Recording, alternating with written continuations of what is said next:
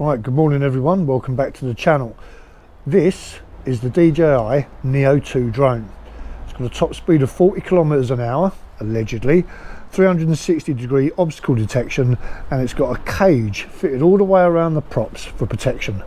And by all accounts, it's a very tough and capable little drone. But the question for me is it going to be good enough for motovlogging? So stick around, because that's what we're going to be testing today. Anyway, I'm going to get the bike out, head down to the trails, and I will see you out there.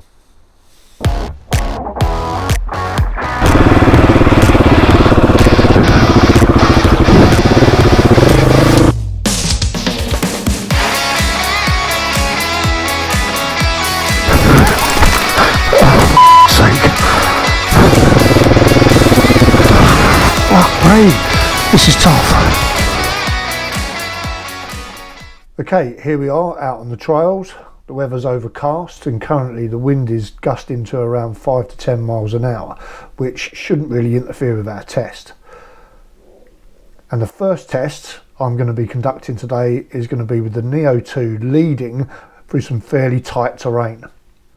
It's got 3 or 4 decent turns to negotiate and a fair amount of obstacles in the form of overhanging branches to avoid. Now the drone can be flown autonomously, so it doesn't need a controller, but for motovlog it's probably best to use your phone, then you can change settings without having to get off the bike every 2 minutes to go to the drone. Now when the drone's leading you, it will lock onto you and it will turn basically when the subject turns. And this is all very well and good for someone who's walking, but once you go over 10 miles an hour, the drone then struggles to react to turns fast enough.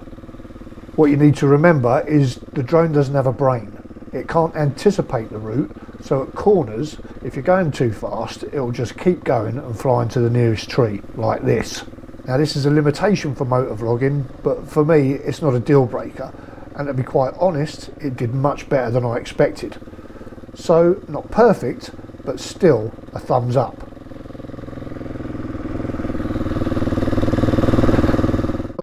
Okay, next test. We're going to go back through exactly the same terrain that we just traversed, only this time we're going to have it following us.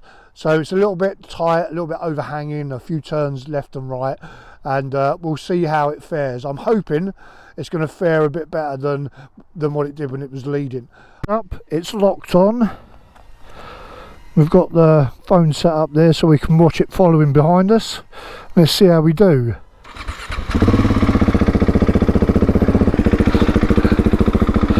So we're not going to push the speed, just take it nice and easy. The main aim is to see how well it can follow us through the turns up ahead.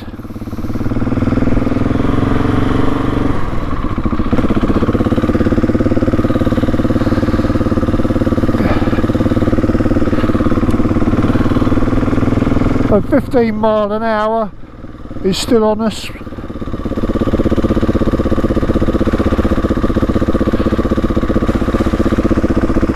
Yep, still there.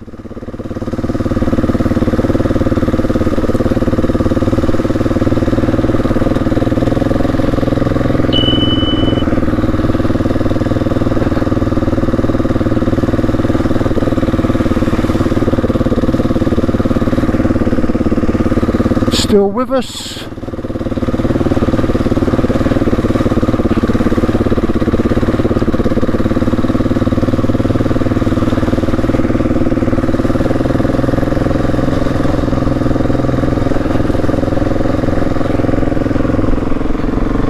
Mile an hour, 18 mile an hour, still there, still doing okay. We'll slow down for the turns. I'm hoping it won't clip the turn, it'll stay with me.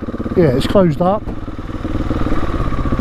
This is the first place it crashed yesterday, back there on that corner when it was leading. Still doing all right.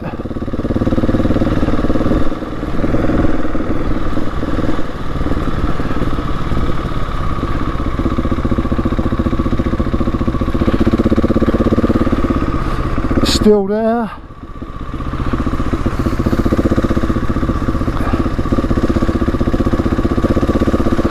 I mean, this is not outrageously tight terrain, but there's still a fair few obstacles. But it's got through fine. That's no problems at all.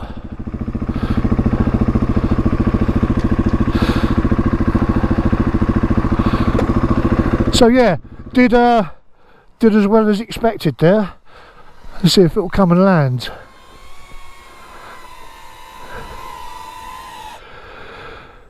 Thank you. So yeah, that's used up one portion of battery up. But yeah, I thought it did quite well. Nice one. So now we're going to move down to the old coach road where it's a bit more open, and we're going to do a speed test with it, see what it's like following from the front, from behind and from the side. So why did I get the Neo2 when I already had the Mini 3 Pro? Well, it does one thing and one particular camera angle that the Mini series of drones can't do, and that's lead from the front.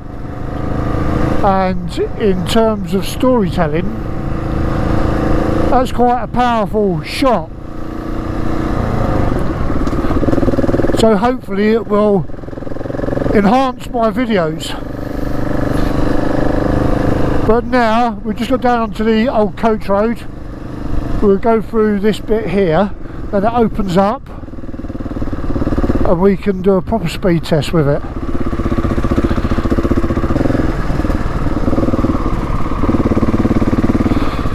See, sometimes what I've noticed with the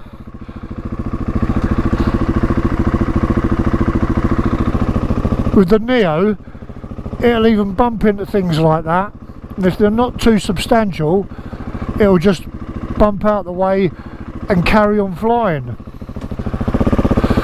So it's quite a robust little drone, and I mean, I dropped it 3 times. I was doing that that lead from the front,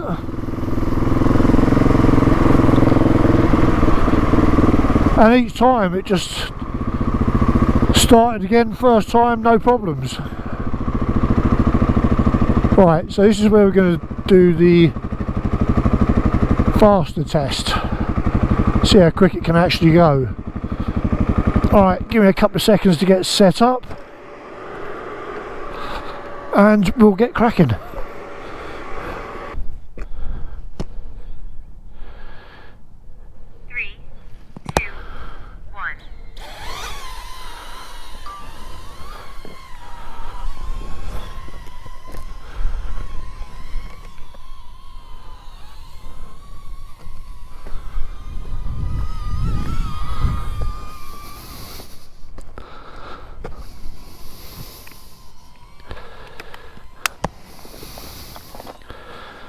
Right, so we've got it leading this time. At the moment it's behind me. No, it's not, it's in front. It's actually switched round. It was behind me, but it noticed my orientation. I was facing that way and it swung round, which is good. Once it's set up, you've got it doing the thing you want it to do. Whether it's lead, follow, parallel or whatever, it'll just do it automatically. So once you get moving, it'll orientate itself on you, and then it'll just start following, leading, whatever. So here we go. That's far. Might make it go away a bit more.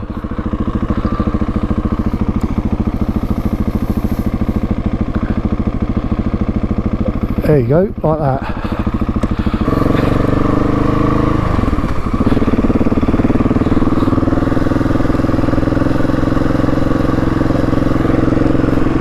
£17 miles an hour. Push it a bit more. 20 miles an hour.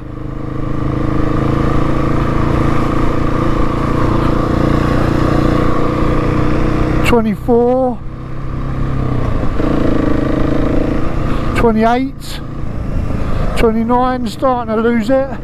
But 27 miles an hour, that's not bad for a little follow me drone.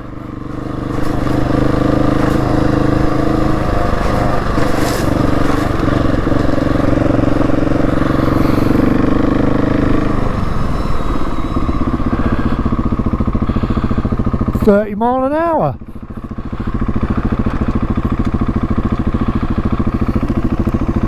Okay, see if we can swap it round. Okay, so stop.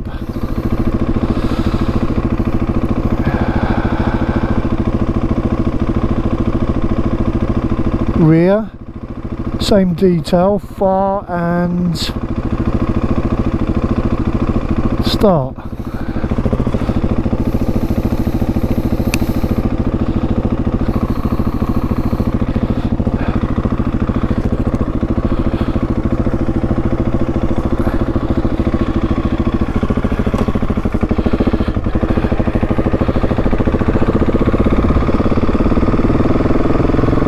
On us. Now we might get a little bit more speed coming the other way. It's now going into the wind. Yeah, struggling a little bit.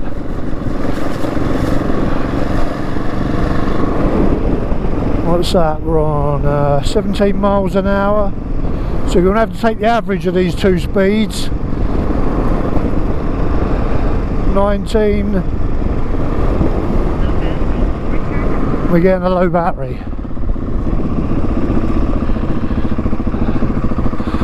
So 19 miles an hour it managed coming back this way. So yeah, we're going to have to take an average of both those two speeds.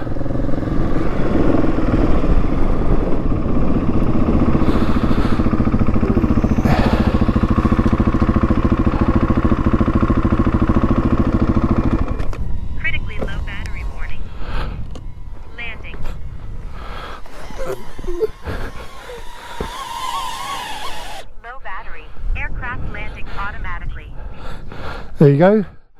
So managed about 13 minutes of flight. I mean, that's not bad. We did cane it down there. So yeah, almost 30 with a tailwind going down in that direction. Coming back a little bit slower, nearly 20 miles an hour. So average of that is 25. Which, that ain't bad. 25 miles an hour. That's a little bit quicker than it's actually advertised. Which is, or is it? I'll have to check. But yeah, for what it is and what it does, it's a pretty nifty piece of kit. Weighs next to nothing. I am going to have to get a second battery, though, if that's going to work while I'm out, or I'll be limited to what I can shoot on a day-to-day basis. But I'm quite pleased with it.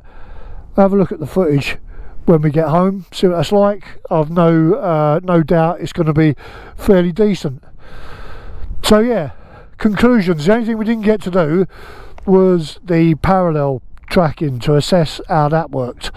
But yeah, top speed wise, average of 25 miles an hour on those two speed runs, which is, you know, squared away, not too bad at all. It didn't do too bad with a lead on tight terrain, although any more than, I'd say, about 10 mile an hour, and it is going to struggle particularly on corners. And with the follow through tight terrain, actually does a lot better, because you're leading it, it then knows where it's going to go, won't bump into any corners, and yeah, does quite fine with that. So yeah, I can definitely 100% see a place for this in my filmmaking gear. So yeah, I suppose by way of a summary, I'm quite pleased by how that went. And I guess the only way I'm going to know how useful it's going to be is through long-term use. So check back in like 6 months time and I'll tell you just how much utility it's given me.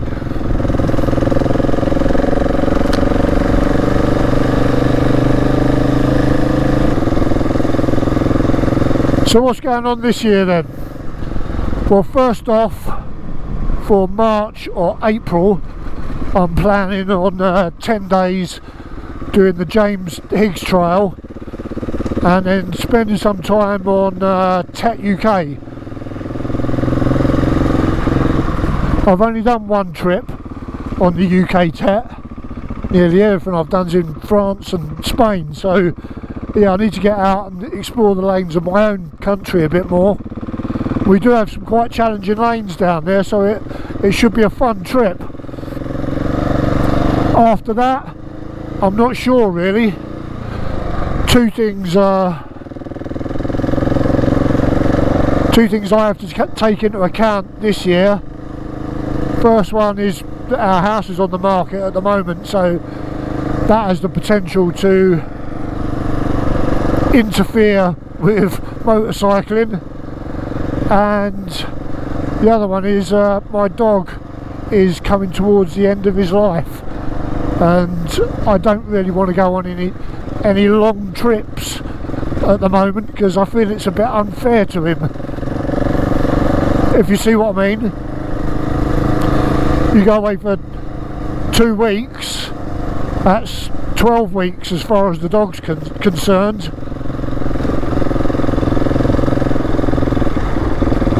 So we're going to have to keep an eye on that as well. But yeah, it should still be a fun year. I should still get a fair bit squeezed in. Towards the end of the year,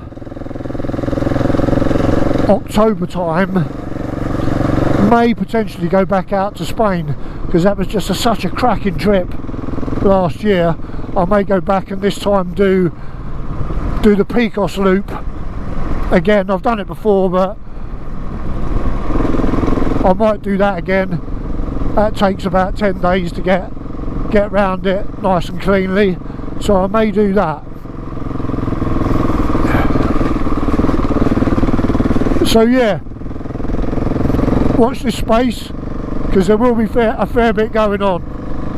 Anyway, take care, ride safe, and I'll see you on the trails.